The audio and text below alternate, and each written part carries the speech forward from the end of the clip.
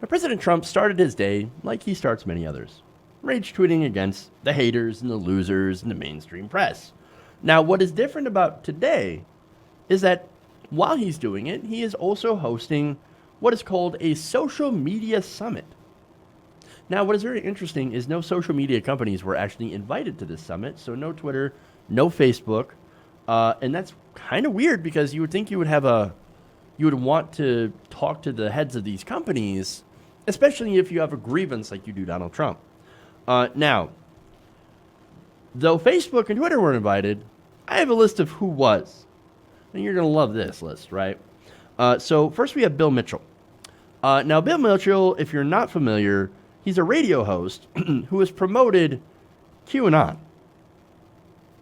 You also have somebody named Carpe Dunctum, an anonymous troll who won a contest put on by InfoWars for an anti-media meme. You also have Ali Alexander, an activist who attempted to smear Kamala Harris by saying that she was not black enough or not an American black following the first presidential debates.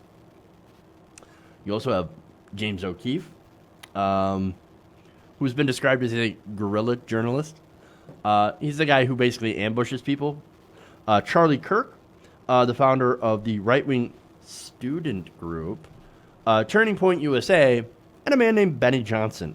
Now, Benny Johnson was fired for plagiarism from BuzzFeed and also demoted at the Independent Journal Review for violating company standards.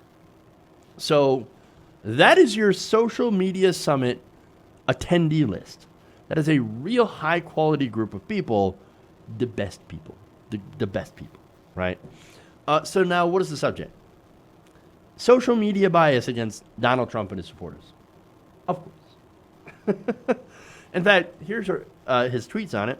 He said, a big subject today at the White House Social Media Summit will be the tremendous dishonesty, bias, discrimination, and suppression practiced by certain companies. Certain companies that you have declined to invite so that you can have a conversation about this. He also says, we will not let them get away with it much longer. The fake news media will also be there, but for a limited period. The fake news is not as important or as powerful as social media. They have lost tremendous credibility since that day in November 2016 that I came down the escalator with the person who was to become your future first lady. Which, by the way, she hasn't really done anything. When I ultimately leave office in 6 years, or maybe 10 or 14,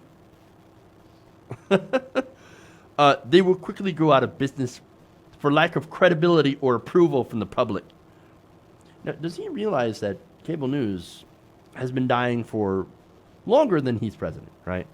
I mean, look, the way that the reason that I say that, and the metrics that I like to look at, is who watches cable news, right? Well, right now, the demographics for most cable news outlets, for example, MSNBC is like 65 and older.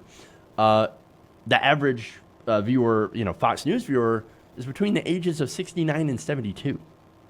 So you have cable news that is dominated by old people.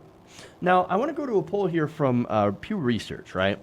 And they note that through their analysis, TV, they found, is the most popular source for adults age 50 and over when it comes to news. Now, just 16%, however, of 18 to 29-year-olds and 36% of 30 to 49-year-olds say they often get their news from the television. Now, what is the most popular among young people? Well, among the youngest adults, aged 18 to 29, social media is actually the most popular platform for news, and for 30 to 49-year-olds, websites are the top source. So, cable news, I mean, you look at that, the future is obviously online. So platforms, social media platforms like Facebook, Twitter, YouTube, those are the places where a majority of people tend to get their news. But people in Donald Trump's age bracket, and not only that, but of course you have a lot of older people that watch MSNBC, and that's why they're also misinformed when it comes to the Democratic primaries. you have these older people that watch these cable news that will eventually be dying off very soon, and they'll be taking cable news with it. So he's kind of right when he said, well, the fake news media, which not necessarily fake news, where it's, the cable news, again, is inevitably dying. Okay? So now it will be replaced by the internet being the top source. Now, he continues, Trump does, with an incredibly outlandish prediction. He said, quote, since the cable news is dying, quote, that's why they will all be endorsing me at some point, one way or the other. That's a weird statement. They'll all be endorsing me. The cable news? The cable news will be endorsing you? Really? I mean, look, the only news station that is endorsing Donald Trump, despite their troubles, is Fox News. That's it. That's it. None of the other stations are endorsing really anybody. Now, if you're talking about who they're pushing, well, then you could make an argument that CNN is pushing people like Kamala Harris and Joe Biden. MSNBC definitely pushing either of those two or Elizabeth Warren. But nobody's going to be pushing Donald Trump. Nobody's going to be endorsing Donald Trump. That's insane. But here's his tweet on that. Could you imagine having Sleepy Joe Biden or Alfred Newman 99? I don't know who that is. Or a very nervous and skinny version of Pocahontas as your president, rather than what you have now, so great looking and smart, a true stable genius. Because a true stable genius has to remind everybody how stable and geniusy he actually is, all the time. He said, sorry to say that even social media will be driven out of business along with, and finally, the fake news media. Then how are people going to get their news? If there's no social media, which a majority of young people get their news from, and no television media, which he calls fake news, well, how are people going to get their news? Well, I'm sure Donald Trump imagines it being only from, ironically, like the North Korean model, right? Which is basically you get your news from state-run media. Isn't that what socialists or communists use? Donald Trump? Or authoritarians?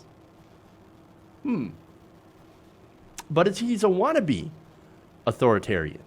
And that's the whole thing, right? He wants to basically have a news agency that he runs that kisses his ass all day. And that's what that's about. Now, as far as this social media summit, right? It's basically Donald Trump taking his most ardent supporters, his buddies, and complaining. It is a wine session, and I don't mean the kind that you drink. Although it makes me want to drink. Because, of course, all very popular and very smart people and very beloved leaders get their sycophants together to whine about how the media is very unfair to them. That same media, by the way, who, whenever he does military action against another country, they can't help but fall over themselves to praise him for it. And the same media that in 2016 gave them $2 billion worth of free advertising. That media. Look, the whole thing is just both incredibly sad and super pathetic. Hey guys, hopefully you enjoyed that free video. Now I'm going to have to ask you a favor. Between the demonetization and the YouTube algorithm messing around with view counts, etc., we're having a hard time adjusting to the new YouTube reality, which is where you guys come in. See, we have a Patreon, patreon.com/TYTNation, set up to help us rely on you guys, the viewers, instead of big corporate ads. Look, you know the show. You know how I'm not in favor of big corporations anyway. So help us transition away from relying on the ad model to pay the bills and sign up to be a patron, patreon.com/TYTNation. That goes a long way to help us keep the lights on. And you guys will know that you're supporting independent, progressive media.